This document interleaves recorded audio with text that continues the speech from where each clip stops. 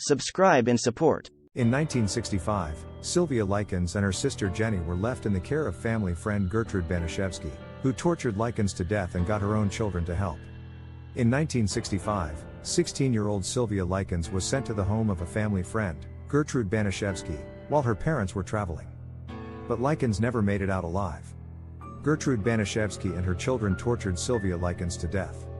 The perpetrators even managed to involve an entire neighborhood of kids to help them commit this brutal murder. As the autopsy in the Sylvia Likens case later showed, she endured unimaginable torment before she died. Nevertheless, her killers faced almost no justice at all. Sylvia Likens' parents were both carnival workers and were therefore on the road more often than not. They struggled to make ends meet as her father Lester had only an 8th grade education and a total of 5 children to care for. Jenny was quiet and withdrawn with a limp from polio. Sylvia was more confident and went by the nickname Cookie and had been described as pretty, though she had a missing front tooth. In July 1965, Lester Likens decided to take up with the carnival again while his wife was jailed for shoplifting that summer. Sylvia's brothers, Danny and Benny, were put into the care of their grandparents. With few other options, Sylvia and Jenny were sent to stay with a family friend named Gertrude Banishevsky. Gertrude was every bit as poor as the Likens and had 7 of her own kids to support in her rundown home. She made little cash by charging her neighbors a few dollars to iron their laundry. She'd already been through multiple divorces, some of which resulted in physical abuse against her, and dealt with a crippling depression through heavy doses of prescription drugs.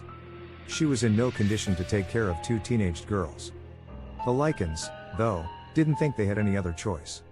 Lester Likens cryptically requested that Banishevsky straighten his daughters out, when he placed them in her care for $20 a week. For the first 2 weeks at the Banishevskys, Sylvia and her sister were treated kindly enough, though Gertrude's oldest daughter, 17-year-old Paula Banishevsky, seemed to butt heads with Sylvia often. Then one week their father's payment came in late. "I took care of you 2 bitches for 2 weeks for nothing," Gertrude spat at Sylvia and Jenny. She grabbed Sylvia by the arm, dragged her into a room, and closed the door. Jenny could only sit outside the door and listen as her sister screamed. The money arrived the following day, but the torture had just begun. Gertrude soon began to abuse both Sylvia and Jenny in broad daylight. Though a frail woman, Gertrude used a heavy paddle and thick, leather belt from one of her husbands who had been a cop. When she was too exhausted or too weak to discipline the girls herself, Paula stepped in to take her place. Sylvia, however, soon became the focus of the abuse. Gertrude Banishevsky demanded that Jenny join in, lest she take her sister's place as the brunt of the abuse. Gertrude accused Sylvia of stealing from her and burned the girl's fingertips. She took her to a church function and force-fed her free hot dogs until she was sick. Then, as punishment for throwing up good food, she forced her to eat her own vomit. She allowed her children, in fact, encouraged her children, to partake in the abuse of Sylvia and her sister.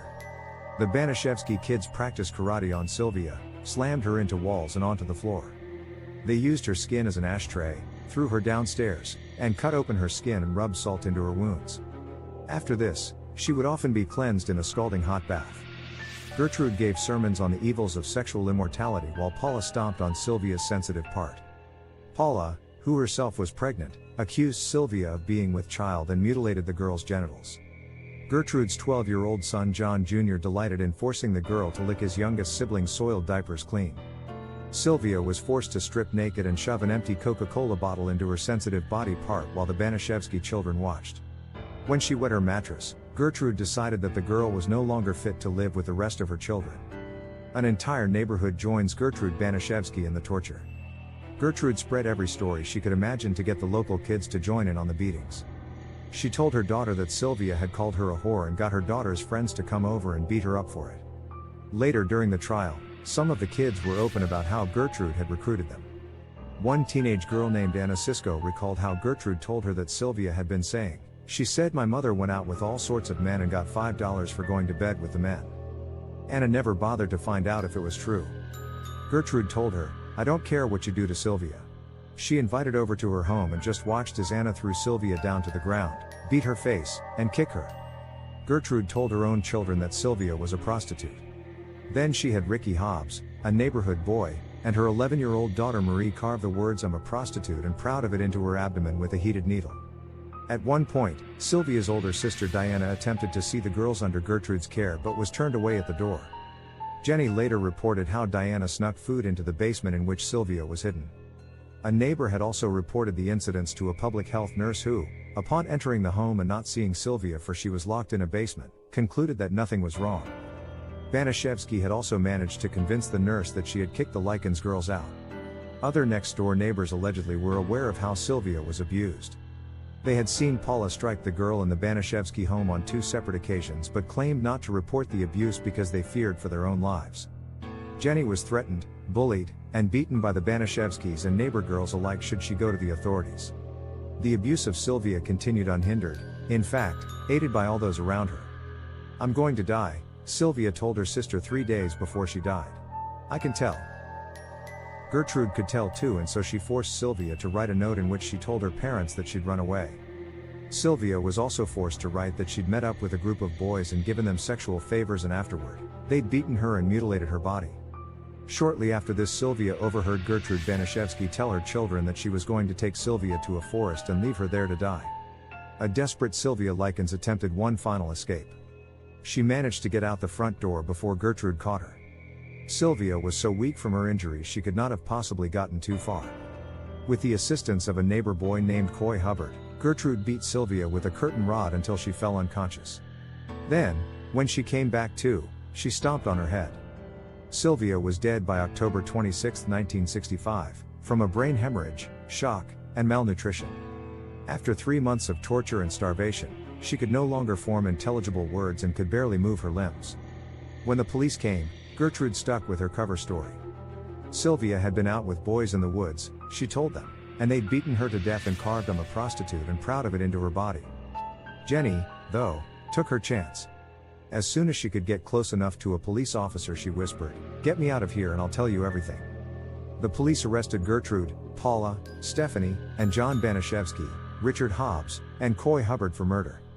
Neighborhood participants Mike Monroe, Randy Lepper, Darlene McGuire, Judy Duke, and Anna Sisko were also arrested for injury to person. These minors would blame Gertrude for being pressured to partake in the slaughter of Sylvia Likens. Gertrude herself pleaded not guilty by reason of insanity. "She's not responsible," her defense attorney told the court, "because she's not all here." There were several more children involved who proved just too young to be charged. Ultimately though, on May 19, 1966, Gertrude Banashevsky was convicted of first-degree murder and sentenced to life imprisonment. She was spared the death penalty despite her own lawyer admitting that, "In my opinion, she ought to go to the electric chair." Paula Banashevsky, who had given birth to a daughter during the trial, was convicted of second-degree murder and was also sentenced to life imprisonment. Richard Hobbs, Coy Hubbard, and John Banashevsky Jr. were all convicted of manslaughter and given 2 to 21-year prison sentences based on the fact that they were minors. The 3 boys were all paroled just 2 years later in 1968. Gertrude spent 20 years behind bars. There was no question about her guilt. The autopsy backed up everything Jenny told the police. Sylvia Likens had died slowly and painfully over several months.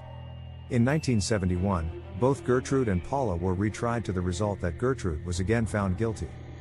Paula pleaded guilty to a lesser charge of voluntary manslaughter and was sentenced to 2 to 21 years. She once even managed to escape despite being recaptured. After about 8 years behind bars, Paula was released and she moved to Iowa, where she changed her name and became a teacher's aide. She was suspended from her position when in 2012 an anonymous caller tipped off the school district that Paula was once convicted of the death of 16-year-old Sylvia Likens. Gertrude Banashevsky was granted parole on good behavior on December 4, 1985. Jenny and a whole crowd of people picketed outside the prison to protest her release, but it was no use. Gertrude Banashevsky was set free. The only relief Jenny received came 5 years after Gertrude's release, when the murderess died of lung cancer. "Some good news," Jenny wrote to her mother with a copy of the woman's obituary. "Damn, old Gertrude died. Ha ha ha. I am happy about that." Jenny never did blame her parents for what happened to her sister. "My mom was a really good mom," Jenny has said. All she did was trust Gertrude. Thanks for watching. Please subscribe for more videos.